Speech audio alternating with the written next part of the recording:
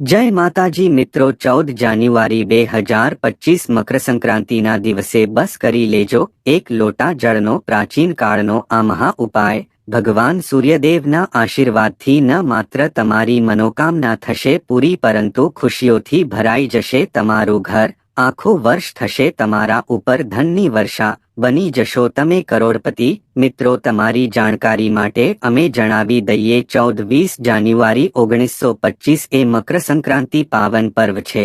મકર સંક્રાંતિ એ વેદ પુરાણોના અનુસાર ભગવાન સૂર્યદેવજી ધનુ રાશિને છોડીને મકર રાશિમાં પ્રવેશ કરે છે, અને જ્યારે જ્યોતિષશાસ્ત્ર અનુસાર મકર સંક્રાંતિના દિવસે ભગવાન સૂર્ય એ ભગવાન શનિદેવજીને મળવા જાય છે। મિત્રો, આ વર્ષે મકર સંક્રાંતિ મંગળવારના દિવસે પડવા જઈ રહી છે। આ દિવસે 41 પ્રકારના શુભ યોગ બની રહ્યા છે। આવો સમય 112 વર્ષ પછી આવ્યો છે। આ દિવસે શિવયોગ, શનિયોગ, બ્રહ્મયોગ, ઇન્દ્રયોગ જેવા 41 પ્રકારના શુભ યોગ બની રહ્યા છે। શાસ્ત્રોના અનુસાર આ દિવસે કરવામાં આવેલી પૂજા સાધના ક્રિયાથી વ્યક્તિને જીવનમાં સમસ્ત પ્રકારની હાનિ, કષ્ટ, પરેશાનીઓથી મુક્તિ મળે છે। મકર સંક્રાંતિનો દિવસ ભગવાન સૂર્યદેવ અને શનિદેવને પ્રસન્ન કરવા માટેનો શુભ દિવસ છે। મિત્ર, આ વર્ષે મકર સંક્રાંતિ મંગળવારે છે, તો તેનો અર્થ એ છે કે આ દિવસે હનુમાનજી જાગૃત અવસ્થામાં હોય છે, કેમ કે મંગળવારના દિવસે ભગવાન હનુમાનજીની પૂજા પાઠ કરવામાં આવે તો એ વ્યક્તિને પોતાના જીવનમાં હનુમાનજીનો આશીર્વાદ મળી જાય છે।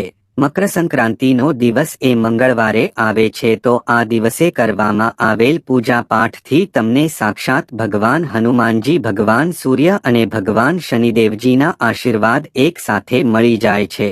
આવો અદ્ભુત સમય પૂરા 112 વર્ષ પછી આવ્યો છે।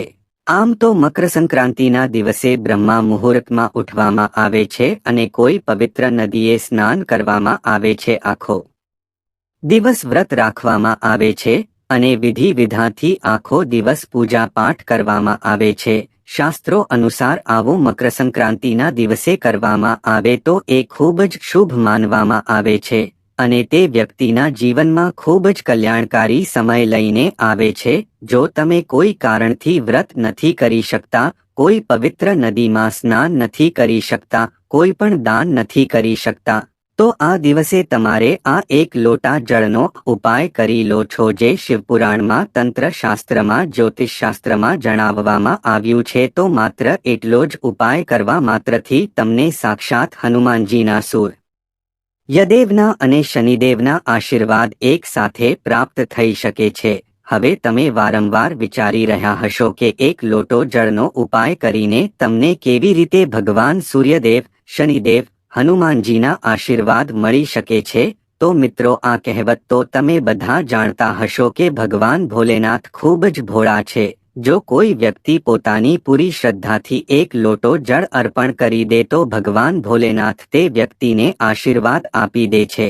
બીજી બાજુ તમે જોયું હશે કે તમારા ઘરમાં જે મોટી વ્યક્તિ છે તે સવારે નાહ્યા પછી એક લોટો જળ ભગવાન સૂર્યદેવજીને જરૂર અર્પણ કરે છે। આવું કરવું આપણા વેદ પુરાણમાં ખૂબ જ શુભ જણાવવામાં આવ્યું છે, અને જો આવું જે પણ વ્યક્તિ કરે છે તેનો ભાગ્યોદય થાય છે। અને મિત્રો, તમે આ મકર સંક્રાંતિના દિવસે એક લોટા જળનો ઉપાય એ પ્રકારેથી કરી દેજો જેવો આ વિડીયોમાં અમે તમને એક એક કરીને બધું જણાવીશું। તો માનીને ચાલો કે તમને પોતાના જન્મ જન્માત્રની ગરીબી, પરેશાની, કષ્ટ, સમસ્યાઓથી તરત જ મુક્તિ મળી જશે। પરંતુ આ ઉપાયને કરવાથી તમારી કોઈ પણ જે મનોકામના છે, જેમ કે તમે કોઈ નોકરીની તૈયારી કરી રહ્યા છો તો તમારી નોકરી લાગી જશે, તમારો બંધ પડેલો વ્યાપાર ચાલવા લાગશે, તમારા જીવનમાં ધન આવવાનું શરૂ થઈ જશે। આ વિડીયોને અંત સુધી જોયા રાખો, તમને બધી જ જાણકારી મળી જશે, કેમ કે મકર સંક્રાંતિનો દિવસ એ તમારા માટે ખૂબ જ ખાસ દિવસ છે, જે દિવસે તમે ત્રણેય દેવતાઓને પ્રસન્ન કરી શકો છો। જો તમે ઈચ્છો છો કે ત્રણેય ભગવાનના તમને આશીર્વાદ મળી જાય, તમે તમારા જીવનમાં ઉન્નતિ કરો અને 2025માં તમે તે દેવતાઓના આશીર્વાદથી તમે કરોડપતિ બની જાઓ, તો મિત્રો, પૂરી સાચી શ્રદ્ધાથી અને પૂરા વિશ્વાસની સાથે આ વિડીયોને એક લાઈક કરી દેજો અને કમેન્ટ બોક્સમાં જય શનિદેવ, જય સૂર્યદેવજી અને જય હનુમાન જરૂરથી લખી દેજો અને મિત્રો આ વિડીયોને તમે જેટલા સુધી પહોંચાડી શકો એટલા સુધી તમે પહોંચાડી દેજો જેથી બધા લોકોનું ભલું થઈ શકે। શિવપુરાણમાં લખેલું છે કે જેટલું તમે લોકોનું ભલું કરશો તો તમને દેવી દેવતાઓનો આશીર્વાદ મળશે। તો મિત્રો આ વિડીયોને તરત જ એક લાઈક કરી દો। તો મિત્રો અમે જે પહેલો ઉપાય જણાવીએ છીએ એ ભાગ્યને સાથ મેળવવા માટે છે।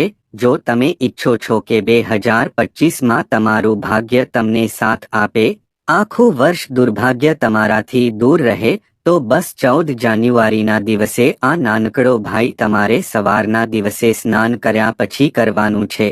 તો 14 જાન્યુઆરીના દિવસે તમારે સવારે ઉઠીને સ્નાન કરી લેવાનું છે અને એક તાંબાના લોટામાં ગંગાજળ લેવાનું છે। ગંગાજળ માર્કેટમાં આરામથી તમને ક્યાંયથી પણ મળી જશે। આમાં તમારે કેટલીક વસ્તુઓ નાખવાની છે। એક ચપટી હળદર, થોડા ચોખાના દાણા અને એક લાલ ફૂલ। માત્ર આટલી જ વસ્તુઓ તમારે નાખવાની છે અને તમારા ઘરની છત પર જવાનું છે। ત્યાં જઈને તમારું મુખ પૂર્વ દિશામાં રાખવાનું છે। આ વાતનો વિશેષ કરીને ધ્યાન રાખજો। હવે તમારે સૂર્યદેવજીને જોતા એક લોટો જળને ભગવાન સૂર્યદેવને અર્પણ કરવાનું છે। ધ્યાન રાખજો જળ એ ધીરે ધીરે પડવું જોઈએ। એક સાથે જળને પણ નથી કરવાનું। જેટલી પણ વાર લાગે સૂર્યદેવને જળ અર્પણ કરવામાં કેટલા સમય સુધી તમારે સૂર્યદેવના બીજ મંત્રનો જાપ કરવાનો છે। બીજ મંત્ર છે ઓમ સૂર્યાય નમઃ। અમે ફરીથી બોલીએ છીએ ઓમ સૂર્યાય નમઃ। માત્ર એટલો જ ઉપાય તમે મકર સંક્રાંતિના દિવસે કરી લીધો તો સાક્ષાત ભગવાન સૂર્યદેવજીના આશીર્વાદ તમને મળી જશે અને આખો વર્ષ તમારું ભાગ્ય તમને સાથ આપશે। મિત્રો આગળનો ઉપાય છે મનોકામના પૂર્તિનો મહા ઉપાય। તમારી કોઈ પણ જે મનોકામના હોય જે એક જ દિવસના ઉપાયથી તે પૂરી થઈ જાય તો આ ઉપાયને ધ્યાનથી સમજી લો। તમારે માત્ર એ કરવાનું છે કે મકર સંક્રાંતિના દિવસે સૂર્યાસ્તના પહેલા તાંબાના લોટામાં શુદ્ધ જળ તમારે ભરી લેવાનો છે। તમારે ભગવાન ભોળાનાથના મંદિરે જવાનું છે। મંદિરે જ ગયા બાદ શિવલિંગ પર તમારે જોવાનું છે। એક લોટો જળ અર્પણ કરતા પહેલા તમારું જે મુખ છે તે તમારે મુખ ઉત્તરની તરફ હોવું જોઈએ, કેમ કે શિવલિંગની ઉત્તરની બાજુ ભગવાન શિવ અને પાર્વતીજીનો વાસ હોય છે। હવે તમારે તે એક લોટા જળને શિવલિંગ ઉપર અર્પણ કરવાનું છે। હવે તમે જેટલી વાર સુધી તે જળ અર્પણ કરો ત્યાં સુધી તમારે ભગવાન ભોળાનાથના બીજ મંત્રનો જાપ કરતો રહેવાનો છે। તે બીજ મંત્ર છે શ્રી શિવાય નમસ્તુભ્યમ। આ તમારે બોલતું રહેવાનું છે। આ અર્પણ કર્યા પછી તમારે તમારી મનોકામનાને કહી દેવાનું છે। આટલું જો તમે કરી દેશો તો તમારે એક દિવસમાં જ તમારી મનોકામના છે તે પૂરી થઈ જશે। વિડીયોને આગળ વધતા પહેલા તમને નિવેદન છે કે વિડીયોને લાઈક કરવાનું ભૂલશો નહીં। આગળનો જે ઉપાય છે તે શનિદેવજીને આશીર્વાદ પ્રાપ્ત કરવાનો મહા ઉપાય છે।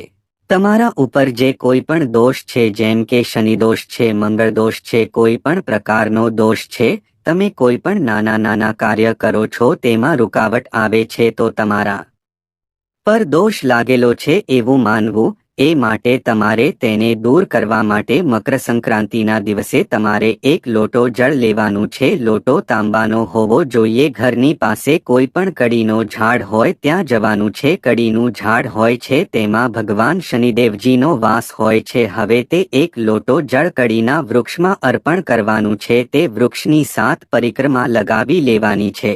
બસ આટલો ઉપાય તમે કરી લો છો તો તમારા પર કોઈ પણ પ્રકારનો દોષ હોય છે તે દૂર થઈ જશે અને શનિદેવની કૃપા પ્રાપ્ત થઈ જશે।